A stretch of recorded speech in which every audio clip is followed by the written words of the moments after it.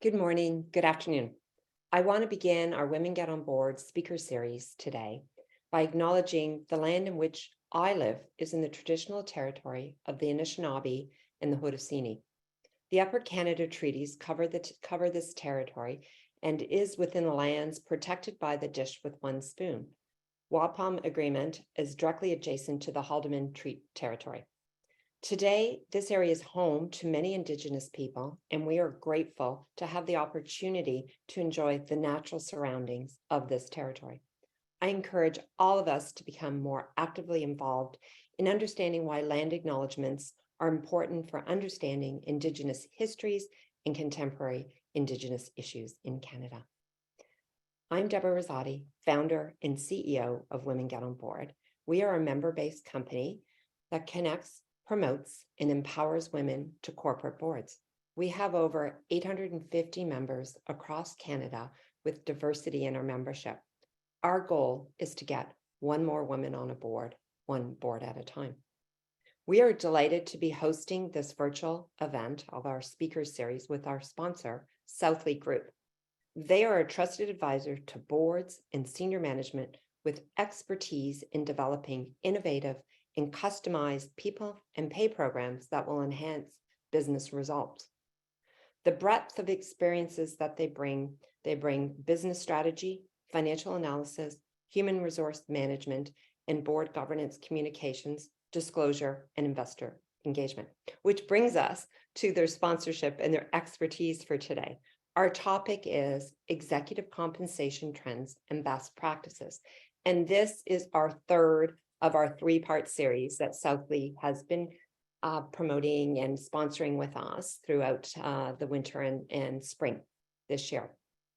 We are excited to have expert speakers. And so the agenda is really going to be, we're going to have a topic introduction by Ryan Rush, who is the senior partner at Southleigh Group. And then that's going to be followed by a fireside chat with Amanda Fogley, president and managing partner at Southleigh Group, and Donley Lima, EVP Corporate Services at TC Energy. We will have a Q&A, so if you have any questions, feel free to put that in the chat function, and I will moderate the questions to our speakers, and then we'll follow up with a thank you and closing remarks. Just as a reminder, make sure you have your video off and your mute on. We will post this event. You will get the slides. You will also get a recording in a couple days following, and we also will ask for feedback. So really appreciate that. So over to our speakers. We've got Ryan, who is senior partner at Southleigh Group. I'm not going to read his bio. He's well experienced, and I know he'll share his insights and knowledge today on executive compensation and best practices. Our next speaker who will come on our fireside chat will be Amanda Fogley. She's president and managing partner at Southleigh Group and has been a great supporter, both Ryan and Amanda, of Women Get on Board, and she's a member. So delighted to have her today. And then our third speaker is Dawn de Lima.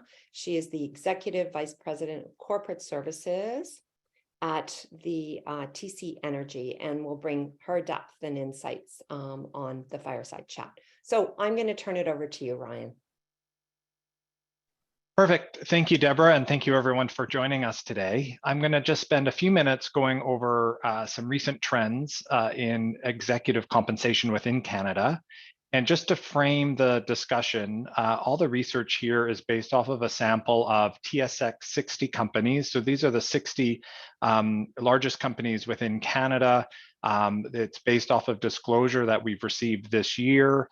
And what we've tried to do is sort of tease out some of the trends amongst these larger companies. And as we go through the summer, we're extending the research to cover all of the TSX composite companies. So we'll have more to come as we go through the summer, as we look at all 250 or so TSX composite companies to see what has been trending and what has been changing year over year. So here we're started on CEO and CFO pay, and what we've looked at here is the same incumbent in both years. So if a new CEO was appointed or someone had left, we've excluded them from the sample. So we wanted to get an understanding of, for the same people year over year, how have their pay changed? And so you can see here for CEOs, This is actual total direct compensation. So that's the sum of salaries, actual bonuses paid for 2022 performance, and long-term incentives that were granted primarily in 2022. And so you can see here that pay year over year for CEOs was up about 12%, and for CFOs up about 3% at the 50th percentile right in the middle. And that's quite a bit different than last year, where we saw close to a 20% year over year increase as a result of us coming out of the pandemic and the rebound in pay that we saw in 2021 over 2020. As you look at this, you'll also notice that even though this is amongst a group of large cap companies, there's still a very wide variation in pay. As you can see there, from the bottom of the bar to the top of the bar for the CEO, we're looking at somewhere between $6.5 million and $12 million. So again, it just reinforces, as we look at the data, the impact of size, industry, business complexity, and just sort of reinforces again as we go forward the importance of a clear and defensible peer group and comp philosophy, because as you can see here, even within this sample of companies, there can be a wide variation in pay levels. If we look on the next slide, we drill in just a little bit deeper in terms of the breakdown of pay, both in terms of actual pay at the top of the table and target compensation at the bottom of the table. And so as we work our way down, you can see that salaries went up by 7 to 9% for CEOs and CFOs year over year. The actual bonuses paid for 2022 were actually lower than they were for 2021. So at median for CEOs as a percentage of their target bonus was closer to 1.2 times target versus 1.6 times target in 2021. Long-term incentives went up year over year, and so you can see their actual total direct compensation went up by 12% for CEOs, 3% for CFOs. And if we look at target pay, target short-term incentives, we haven't seen a shift in target levels of incentive pay after a number of years of them sort of ratcheting up. They've sort of flatlined over the past couple of years. And you can see there that target total direct compensation for CEOs went up by about 13% and was relatively flat for CFOs year over year. So if we go to the next slide, we'll look at what we found in terms of short-term incentives. And we've got in green basically represents the data from this year. So the green bars and the green diamonds are what we saw this year, and the gray represents what we found last year. So we can start to identify on a year over year basis the trends that we're seeing in terms of design, both in terms of the metrics themselves and the prevalence of those metrics as represented by the bars, but then also the weighting within the overall short-term incentive as represented by the diamonds. And so you can see there from a financial perspective, profit remains the most common measure used from a financial perspective within short-term incentive plans. And it also has the highest weighting at somewhere around 50%. You'll see there's a number of other financial measures that we see being used, and then non-financial measures being the greatest component. That will include a variety of operational metrics, a lot of ESG related metrics, which we'll get to in a minute, would be included there. And they also are highly prevalent at close to 80% of companies reporting some type of non-financial measures within their programs. And on average, most companies within the sample tend to use 3 or more measures within their short-term incentive plans. And we haven't seen a shift there necessarily in terms of the number of measures being used. If we then shift to long-term incentives, on the left-hand side, we're looking at the prevalence or the usage of either service-based stock, which would be a restricted share unit that vests based solely off of time, performance-based stock or a performance share unit in the middle, and service-based options, which would be your standard time-vested stock option. And you can see there on the left that the prevalence, we didn't see a major shift in terms of the usage of the different vehicles. Stock options went down a little bit, but despite all of the sometimes mixed perceptions around the usage of stock options, they still remain highly prevalent at over 60% of the large cap companies. But when we look at the mix, so then on the right-hand side, this is as a percentage of the total LTI pie, the usage of stock options, which are in that light gray bar at the top, went down from about 29% on average in 2021 to only 22% this year. So we do see that in the companies that had, particularly those companies that had a higher weighting on stock options, we saw those weightings come down. And so at the top end of the market, you're seeing fewer and fewer companies with a majority or a heavy weighting on stock options, and starting to see a greater sort of the data coalescing around, where stock options are being used, somewhere between 20 to 30% of the overall mix. And so I think we'll continue to see that, but we don't see companies going below that sort of 20% mark. I think at that point, you make a decision as to whether or not we continue to use stock options. But for the most part, as you can see there, based off of the prevalence, most companies continue to use stock options. It's just the emphasis within the plan is starting to decrease. The other comment just around long-term incentives, and we didn't put a slide here, but we looked at the design of the performance share units in terms of the metrics that are being used. And again, we didn't observe significant shifts sort of in the design of PSUs. Relative TSR continues to be the most common metric that we see within performance share units. Close to 80% of the companies report using relative TSR. But over 75% of companies use more than one measure.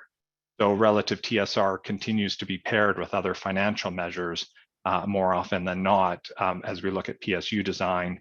And we'll talk in a minute about ESG, and you'll start to see there that that's now increasingly becoming part of the discussion as to should we be considering ESG related metrics within our long-term incentive plans. If we go to the next slide, this again, the whole topic around ESG is a hot issue, and it's coming up around boardroom tables across the country. And so you can see here that year over year, we found that overall prevalence amongst the TSX 60 companies remains somewhat constant at about 65% year over year. We work on a global ESG research report with our GECN partner firms. And when we looked at it globally, we found prevalence closer to 80%, with much higher usage of ESG measures within the UK, within Europe, and within Australia. So there's still a bit of a gap in Canada and in the US relative to what we see more broadly. As you see here, there's different ways you can incorporate an ESG metric within your incentive plan. So it can be as a standalone metric with a weighted component within the incentive plan. It could be in a scorecard as a basket of different ESG measures, or it can be part of an executive's individual responsibilities. And you can see there the weightings there that tends to be more common to be in a scorecard or as a standalone measure. But as you think about that, you can also think through that there's tends to be a greater emphasis or a weighting on a metric that's included on a standalone basis. They tend to be more measurable, they tend to be more outcome oriented, whereas an individual goal is a basket of many individual goals. And so they tend to be more activity based and may not have as much sort of emphasis within the incentive plan. And so you start to see there that over time, we're seeing a greater proportion of companies incorporate these ESG metrics either on a standalone basis or within a scorecard to put greater emphasis and meaning behind them.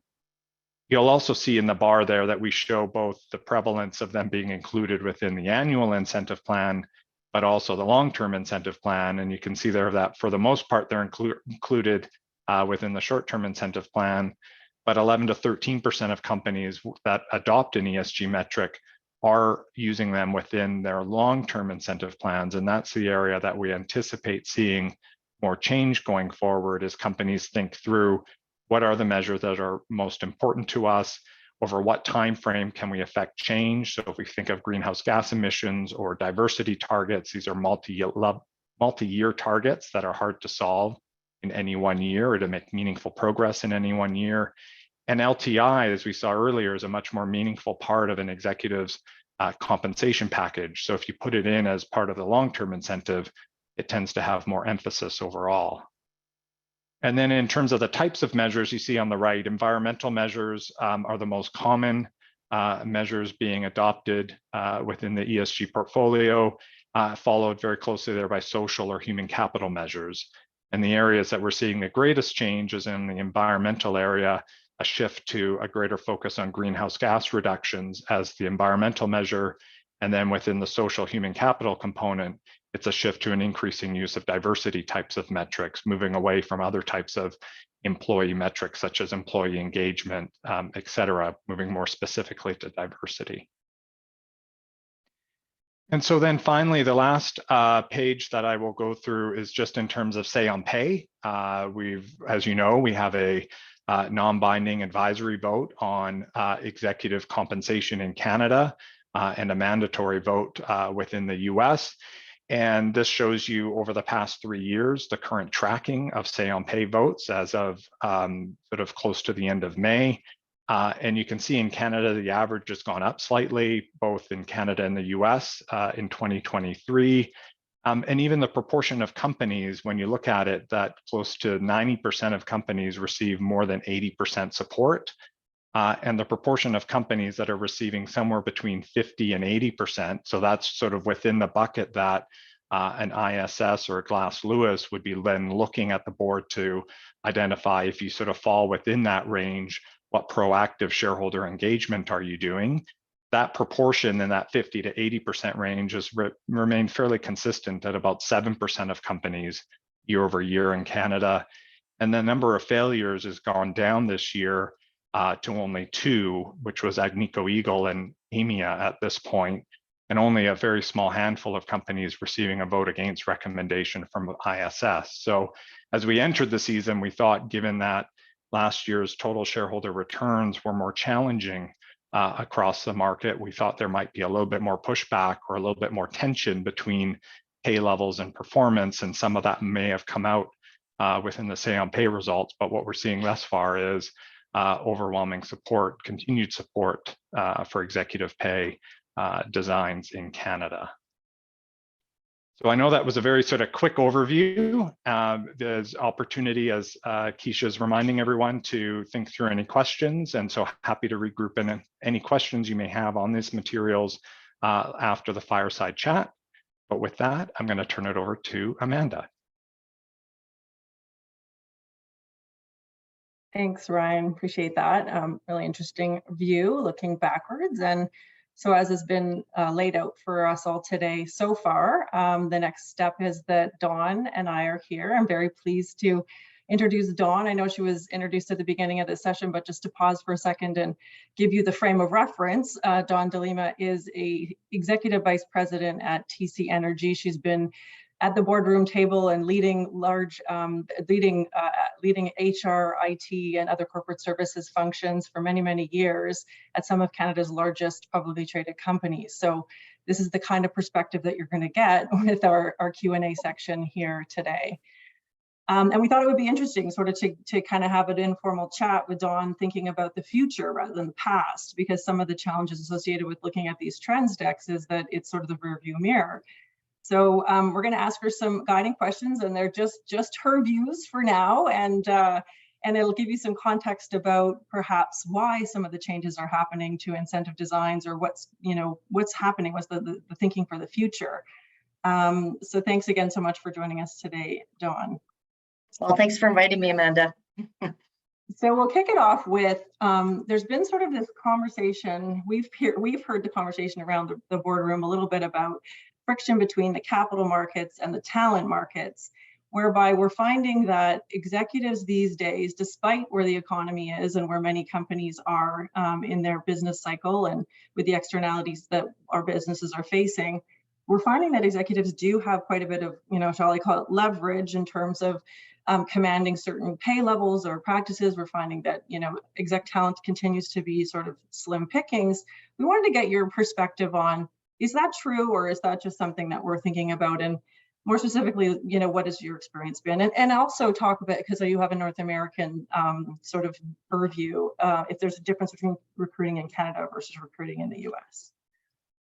Yeah, it's a really good question, Amanda. So yeah, I think post-COVID, the world changed again. So everyone was hunkered down for a while.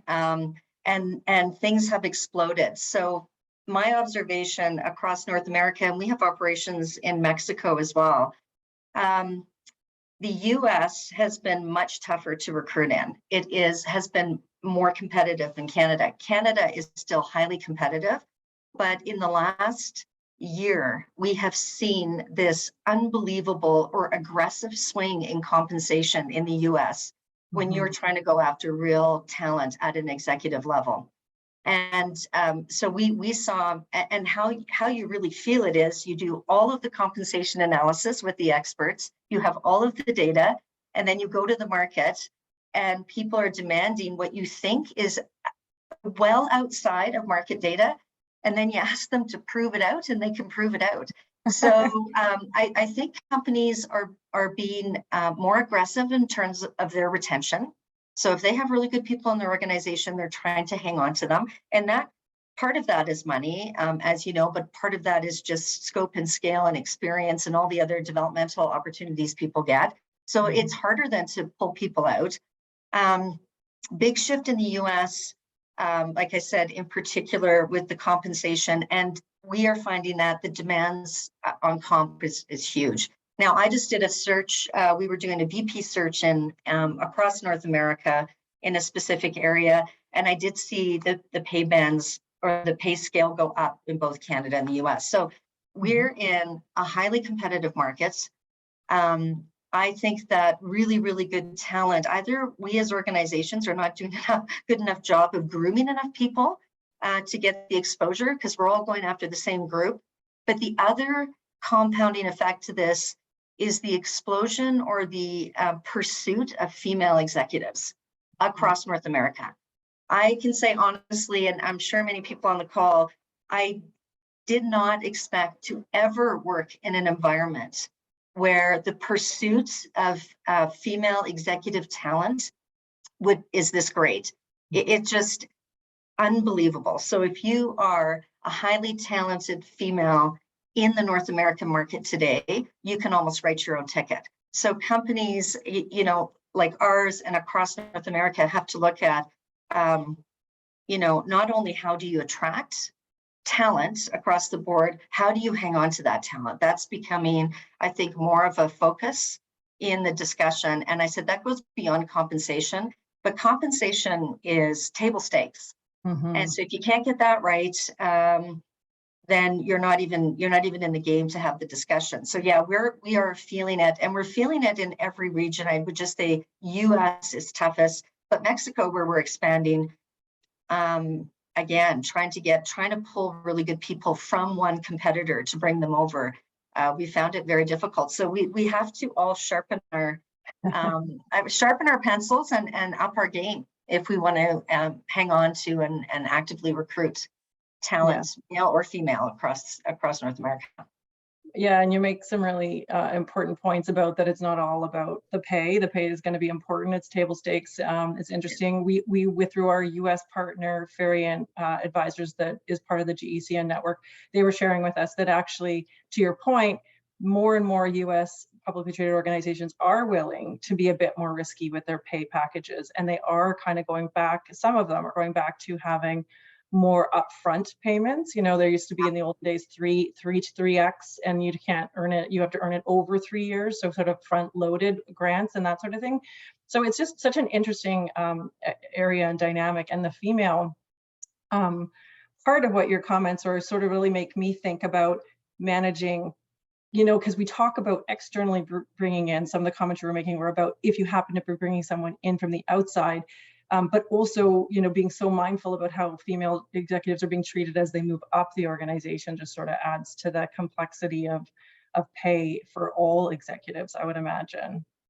Yeah, and you know, someone did put a comment in the chat about minority female executives, and that's a whole other area. But I'll comment. I'm in Mexico City right now, and I met with 50 of our women last night for about 3 hours, had a very good discussion.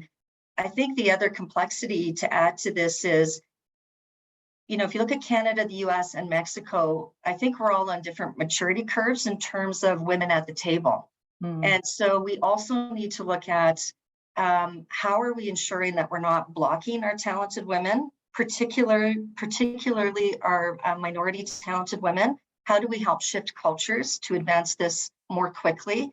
And how do we, as on the management side, how do we stay in tune of what's really going on in the organization to ensure we can bring people up? So I think the strategy is multi-layered. We have got to, as organizations, do a much better job of grooming people inside the company, because when you lose someone that's got even 3 years, but 5 or 7 years of really good experience, and you're bringing them up the curve and they walk out to go someplace else, there's no amount of money that replaces that internal knowledge and talent and history of the company. So I can tell you on the management side, we are not the only company talking about this all the time.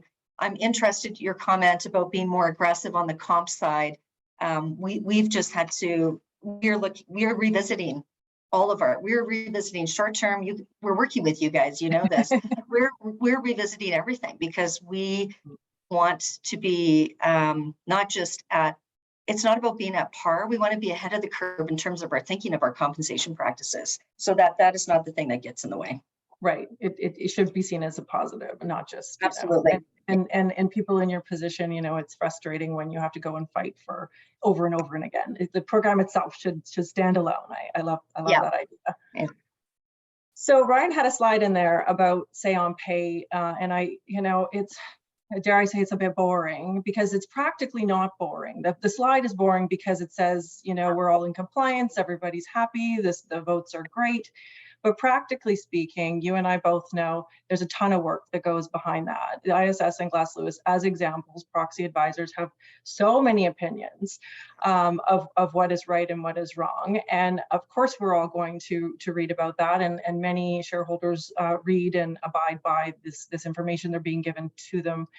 The boards and you leading management into these HR committee meetings also obviously need to be aware of them and understand them. But we wanted to get your perspective on how do you balance these pressures from these outside bodies to do, like you were just saying, the best thing for your organization, because sometimes it may not be exactly what ISS and Glass Lewis are saying. How would you deal with that, or what are your recommendations for thinking through that balance? Well, and to your point, Amanda, it's actually not boring and it's quite consuming. I think when you think about, when we're thinking about our total compensation package, we absolutely contemplate what is coming out from ISS and Glass Lewis. We would be really, it would be irresponsible not to. Now, there's lots in your question there. We rely on experts, and I've been doing this for a long time, and we absolutely rely on our partners to keep us abreast of what's going on. So that is critical to anyone who's working in a publicly traded company and working through executive compensation. And I'll say in a personal experience, one of my previous companies I worked for had a negative say on pay. Mm-hmm.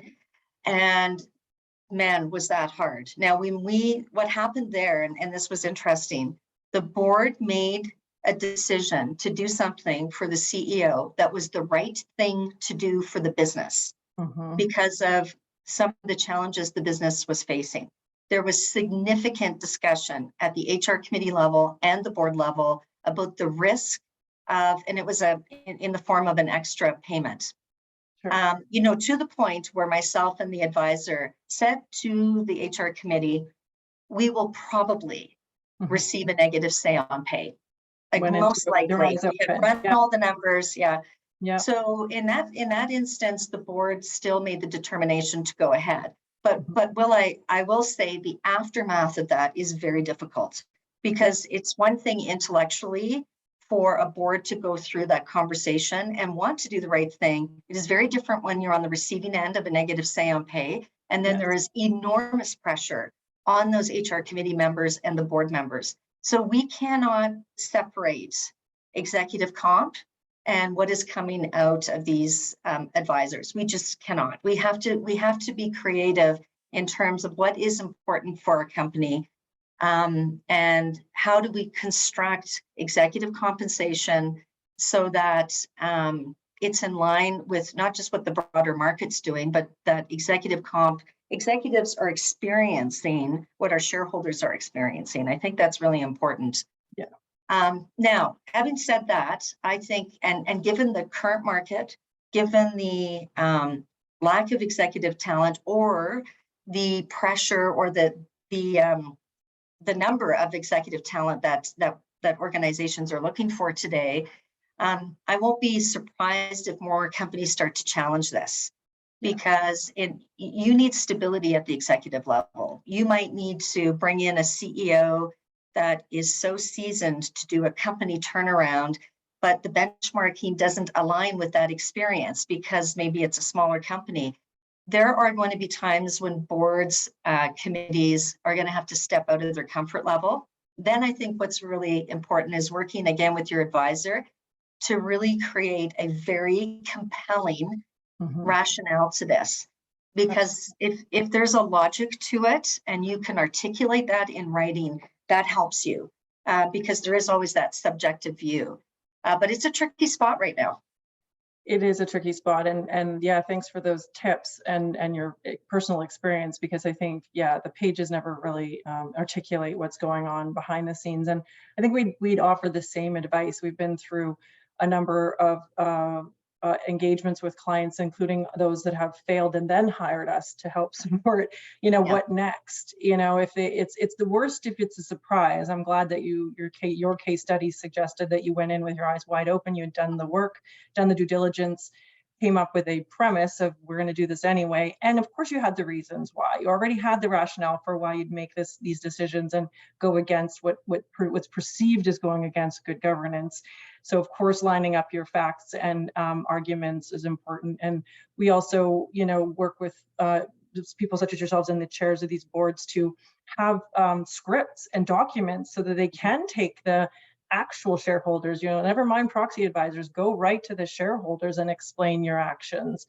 So like you said, there's just a ton of work. We agree, we are advisors in this area. We think it's super important to take a balanced view. The compensation has to align with your strategy. And if there's exceptions that you need to make around the rules, then, go into it mindfully and thoughtfully so that you're ready for the consequences if there are some. Yeah.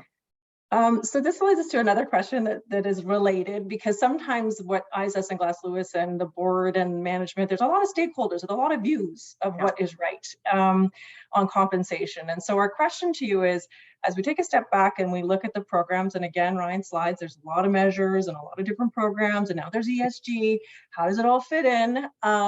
Our question to you is, how do you think about LTI vehicles and measures, given the world we live in and all those competing demands on what is the right vehicle and the right metrics? How do you think about simplification at TC? Yeah, and that we're working through that right now. So we have I'll speak personally. I think our compensation structure is too complicated right now, and we need to simplify. And why do you need to simplify? Well, let me start with short term. Your short term compensation usually affects at least 50%, if not more, of your employee base, depending if you're unionized environment or not. If you have 8 different metrics, no one's even looking at it. So what short-term incentive really does need to do what we want to drive people to focus them on those short-term needs of the business, those in-year needs that link to the longer-term outcomes. So I think this is part of the challenge. We see that companies duplicate, right? So you have the same metrics and measures, or the same metrics or metrics in both short-term and long-term. Well, that's not necessary. And then you've got to step back and think, what is the long-term plan, and what is it I need done in year, and what is it I need done 3 years or 4 years or 5 years out as you think through long-term. Simplification is better. And I think not only simplification, but we need some stability in our LTI. So if you're changing your LTI every year, then it's like you're changing your strategy every year. So have some consistency, but there is a time and place where you need to change those LTI metrics, because what worked for you in the past isn't working in the future, particularly when you talk about the things that Ryan mentioned earlier. ESG, I'm glad that that's moving over to LTI, because you can't really affect the change you need in a year. ESG measures are complex.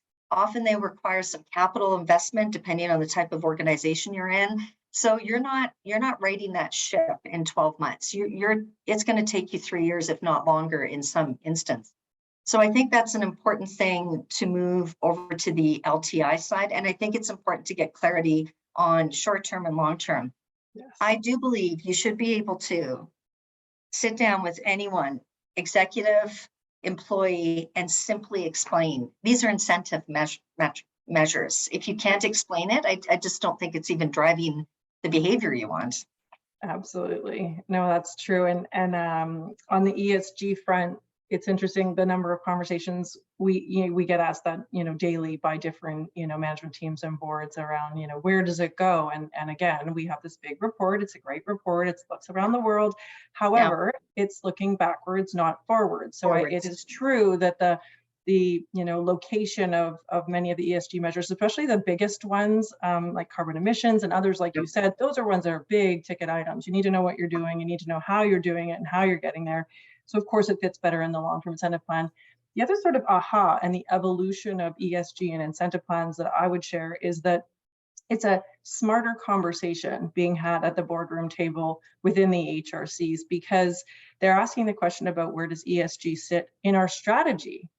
Of course, right? It's not a separate strategy. It is actually part of our strategy. It is part of the risks that we take in our day-to-day businesses. And so it does sort of make you pause and think. It's important you think through your ESG metrics and how mature you are on knowing them, understanding them, measuring them, and how critical it is to your strategy. People shouldn't be putting things in their incentive plan, to your point, just because they want to be able to say they have ESG in there. It needs to be the most pertinent ESG factor that has an implication to your strategy or a linkage to your strategy. If not, our advice actually would be like, maybe don't do it. So I think it's kind of definitely become a much smarter conversation and a much more interesting conversation at the boardroom table. And we do, again, think that it will increase over time. You know what I'll just add to that, Amanda, if you don't mind, is it's funny, setting targets, whether you're setting diversity targets or ESG targets, you need a run rate. So what companies have done, gotten themselves in a bit of a mess because have set targets, I would say, without doing the real analysis and a real run rate so you can measure against something versus saying, oh, I'm going to reduce by this percentage, or I'm going to hire this percentage of women or visible minorities, and not even understanding what is the population in the regions you're working. Have you set a number that's too high? What is our history? What do we need to do strategically to actually make a shift in order for us to meet these goals? So I think companies are getting better at proactively having these discussions. And to your point with the HR committees and boards, otherwise you're setting a target and then you're behind the scenes trying to figure out how to get there. It actually doesn't make sense. No, exactly. No. But yeah, walk before you run, 100%. Yes, yeah. And again, like I think that people were getting hung up on the marketing of it, to be honest. It's like greenwashing within your incentive plan that we do care about females. We better put a big number there, even though that's not practically appropriate for the company. It doesn't mean you don't believe in it. It's just that you're not ready for it or something. So also within the long-term incentive plans, Ryan again noted that the use of stock options has slowly reduced. We always, when the new taxation rules came in with the stock options, everyone sort of assumed they'd go away, but they haven't. They clearly have not gone away.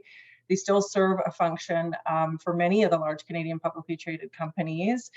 And we, spoiler alert, Southly thinks that there is a role for stock options in particular, because they do have a longer horizon, as we all know, longer than most RSUs and PSUs. And they do have, you don't get paid if the price doesn't go up. So we kind of disagree with the statement that ISS makes that they're non-performance. There's definitely performance in there. And so we wanted to get your thoughts on, and I'm sure you've thought about it many times over in the multiple companies you've worked with, on what role do stock options play, and how do you think through that in terms of what's right for your organization? Yeah, funny, stock options aren't a problem if they don't pay out well, and they're a problem when they do. Like that's, but I agree with your comment. I do think there is a role. What I do like about options is the longer nature, right? So when you think of executive teams, they're making plans that are longer than 3 years or 10 years. Sometimes these are 20-year plans, depending on the type of organization and the life cycle, and again, back to capital investment. So you're making decisions that will really impact an organization a decade later. So although stock options don't go quite that long, like there's something to be said. So I prefer to keep a portion, but similar to the trend that Ryan showed in his slide, we'll be looking at like lowering that percentage. But then what's the balance between, your RSU and your PSU, what's time vested, what's performance vested? This is where, I am grateful that there's experts that get into this all the time. This can be dry, but this stuff is very interesting. And back to when you're in the market and you go to recruit someone, table stakes is your ability to show that your compensation structure aligns with the company performance. The company is performing very well. You can show a history. The company is underperforming, but you're trying to attract executives to drive different performance or affect change. There's a compensation structure that would be built for that as well. But I would like to see us in North America keep a piece of stock in our total compensation structure, and whether that's 25% or 20% or 28%, but I actually think it's a good measurement, and you're aligned again with the shareholder experience. I think, to me, that's the best thing. If the executive's compensation is aligned to the shareholder experience, that's that synergy that you want, and that the executive is really making the best, not only short-term but long-term decisions for the organization. So we'll see though what pressures continue to come, and who. I was glad to see Ryan's stats that I think he said 60% are still. Yeah. So hopefully we can hang in there a little bit longer. And it's interesting, I'm sort of just catching out of the corner of my eye some of the chat comments, but one of them referred to executive tenure. And you and I talked about this in terms of, isn't it interesting to think about the friction between the shortening of executives' tenures and the requirement or expectation that compensation be elongated is kind of counter. It feels counter, but I think there's a nice middle ground, because we do see in the companies that we advise definitely an interest still to keep the long term. So what I was going to say about the stock options is, what we see is an opportunity to revisit your option plan. I'm not going to get too technical, but it is an equity reserve that many companies in Canada only have the ability to grant options out of. The new way forward is that equity plan should be tweaked such that you can give an option out, or you can give a share out of that reserve. Because the difference is, it's a different section of the Tax Act, and that share you give out can vest at year 5 or year 7. And so it's a full value share rather than an option that only gets value for appreciation. But that's critical. And those are the conversations we're having in the boardroom. And the key of timing of doing that would be if you're thinking about reducing your options, because we'd also talked on earlier about executives don't want to give up horizon, right? If you give me 3-year everything's, that's good for me. I'm not going to then agree to go to 7 years or 10 years again. So you need to be very careful about those trade-offs and the timing at which you make those decisions.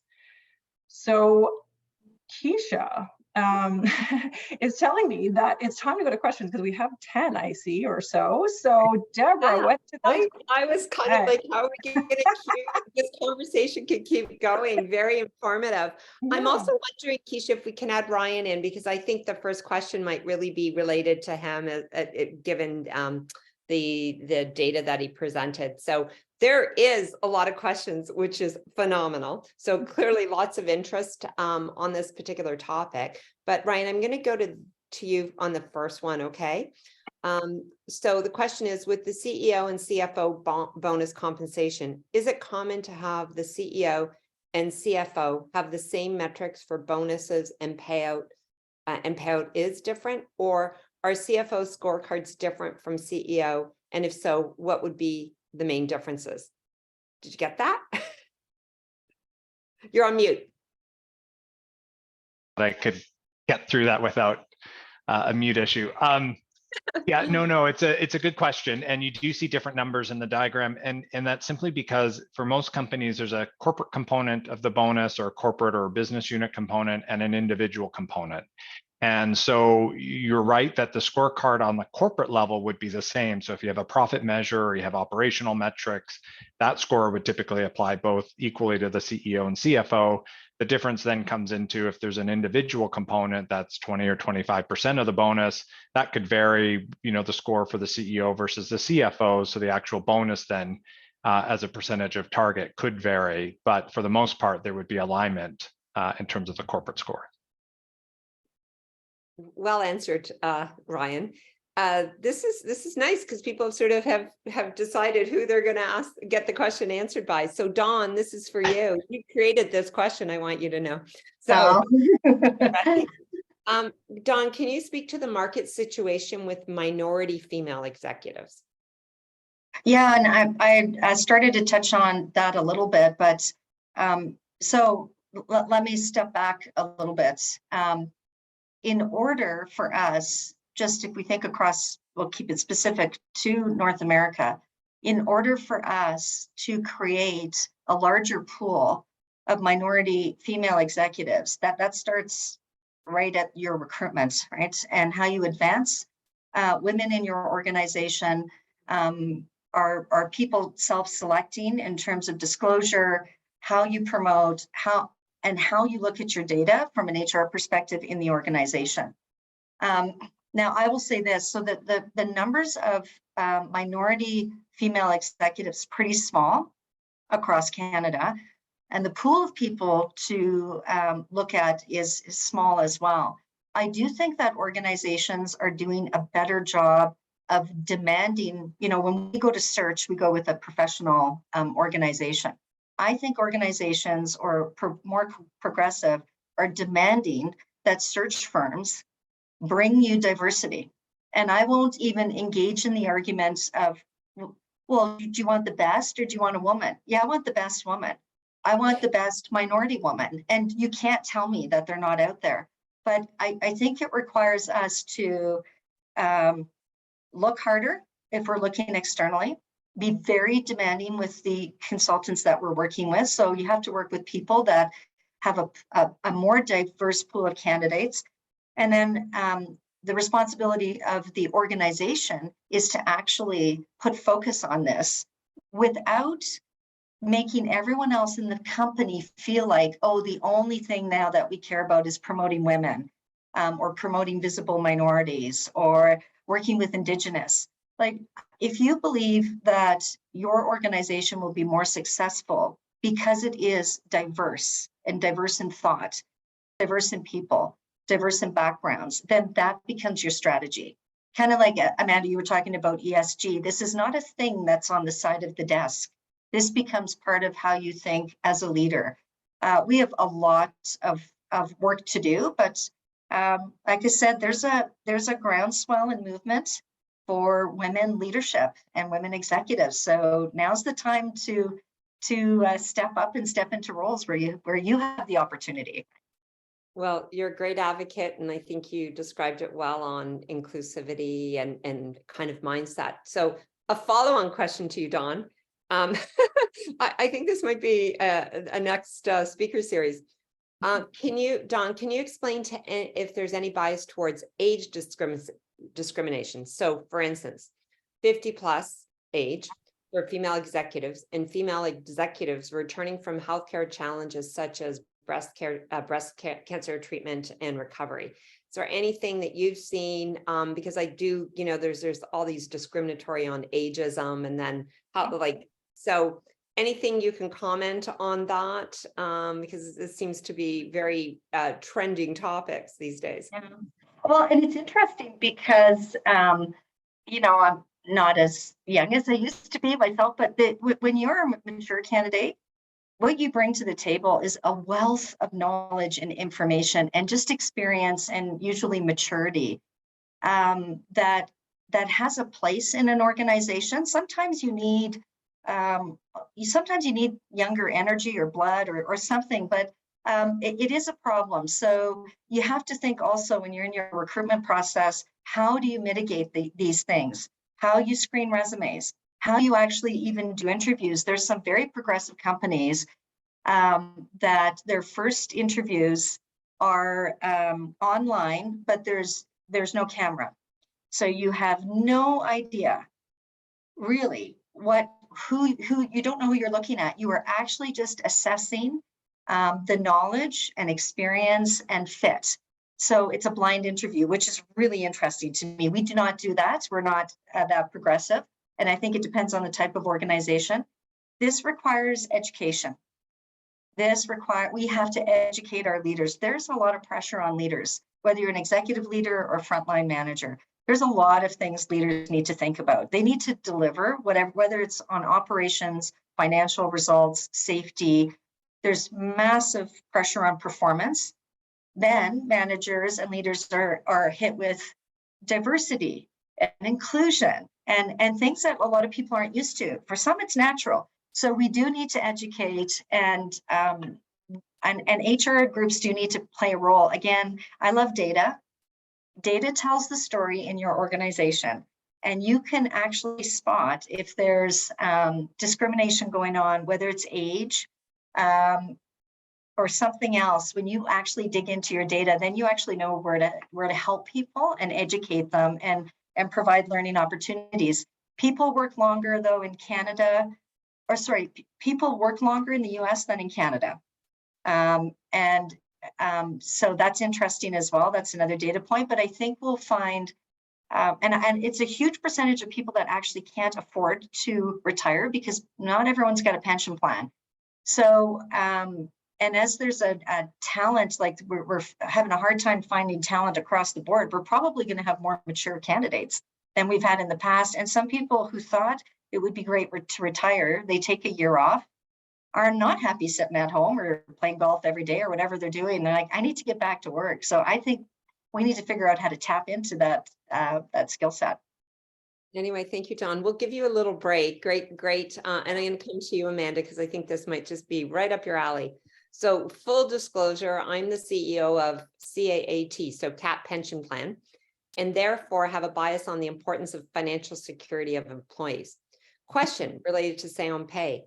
In the goal setting process from boards and shareholders is the objective of helping employees with the current and future wellness goals, including financial wellness and retirement. Coming into the conversation more often is, CSR, so corporate social responsibility, ESR, brand or talent management, enhancing gender equity perspective. So I guess if I step back, I know you can probably see it on screen. It's a great question. I think if I step back, it's like, so what are boards and what are shareholders saying when they're setting those objectives? Are these considerations, future wellness goals, et cetera, incorporated? And I think you talked a little bit about ESG incentives as an example, but do you think you can there's a lot in there, Derek. Thanks for your question. If I split it out to a couple of points that you're making in there, one is about related to say on pay. I'd say that the related to say on pay, unfortunately, isn't a good tool for where you're going with your passion towards employee well-being and health, because say on pay is too broad of a statement. It's general alignment of executive pay and performance. So that doesn't specifically help. But I would say that we're seeing a lot more conversations led by our fearless leaders in HR to prioritize employee health and well-being, including financial health. I mean, like Dawn was just suggesting that, she's paying attention to the retirement eligibility of people and that they're going to be financially secure enough to retire. It doesn't generally make its way into incentives, though, I would say either. Sort of the employee metrics are more about, because one day it might get there, but generally speaking, it's more about employee engagement and that type of metric if they're going to use that, and DEI now. So So there's definitely work happening. It's just not at this executive level and not particularly in the boardroom would be my observation. Okay, I think we're kind of coming down. There's no shortage of questions, but this last question I think was also asked further down. So maybe I'm going to turn it over to you, Ryan, and then anyone else that wants to add in. Do you mind sharing how you deal with the aftermath of negative say on pay situation you're discussing? Also, how do you respond to the seeming rising pushback on ESG measures versus financials? So sort of how and I think, Dawn, you spoke a little bit of that sort of impact on, negative say on pays, but any trends that you're seeing or any comments that you can make, Ryan? Well, I'll talk a little bit on the ESG question first, and then I'll let Amanda and Dawn perhaps come back on the say on pay. But I think from an ESG perspective, absolutely right. There is definitely more politicization, pushback around ESG, particularly in the US, a little bit different than what we're seeing in Europe.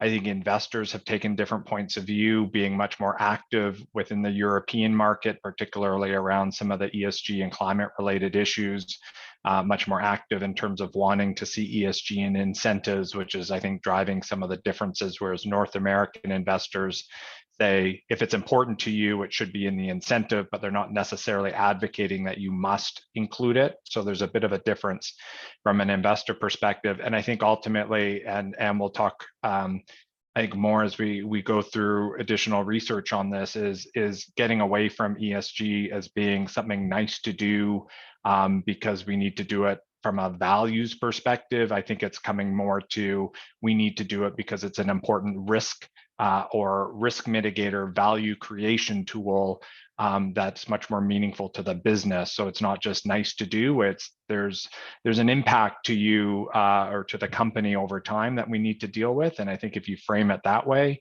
it becomes less of a political or a cultural discussion and much more of a business and strategic issue. I don't know on say on pay if Amanda or Dawn want to talk more specifically.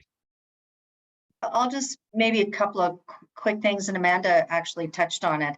If you're blindsided by a negative say on pay vote, that's really problematic. In our case, we determined that we high probability of say on pay. You have to work it. You need to. We met with ISS. We explained why. Like, we had strong rationale. We had our board chair meet with our major shareholders. Like, there's a massive active, proactive, or reactive, if it's the case, of what you need to do to rally support for that. So it's no small piece of work. Thank you, Dawn. Amanda, any last thoughts from your end? No, I just, in summary, it does make me a little crazy on the have we gone too far statement. It's just overly politicized when that kind of language comes out, in my view. I mean, that said, the one thing I would share is absolutely in the boardroom, no one is willing to pay you more for doing something you should be doing anyway. So that is an underlying sort of premise of setting targets for ESG. You're only going to get 1x for doing what you absolutely should be doing, not more. Anyway, thank you. I'm mindful of our time, so I just want to thank Amanda, Ryan, and Dawn for sharing your passion, practical tips, and insights on executive compensation trends and best practices. Women Get on Board will donate to our charity partner, Dress for Success, the Toronto chapter, for your time today. We also want to thank Southleigh Group for being our sponsor for today's Women Get on Board speaker series, but our three-part series, and this is the third, concluding. Our next Women Get on Board speaker series is scheduled for September 14th at noon, and the topic will be kind of a nice follow-on from this, board culture, inclusive boards. It will be sponsored by McClushan Consulting. So following this session, you will get a link to that event. So hope you can join us. And also you will get a survey. Really love your feedback because it was great conversations, and Southleigh Group, Amanda and Ryan in particular, it has been phenomenal working with you and your team. And Dawn, thank you so much. Also, you'll receive a recording of this session in a few days from now. So I just want to say to your board journey, please continue to be empowered. And if we don't see you, have a safe summer, and we'll see you in September. Thank you. Thank you. you.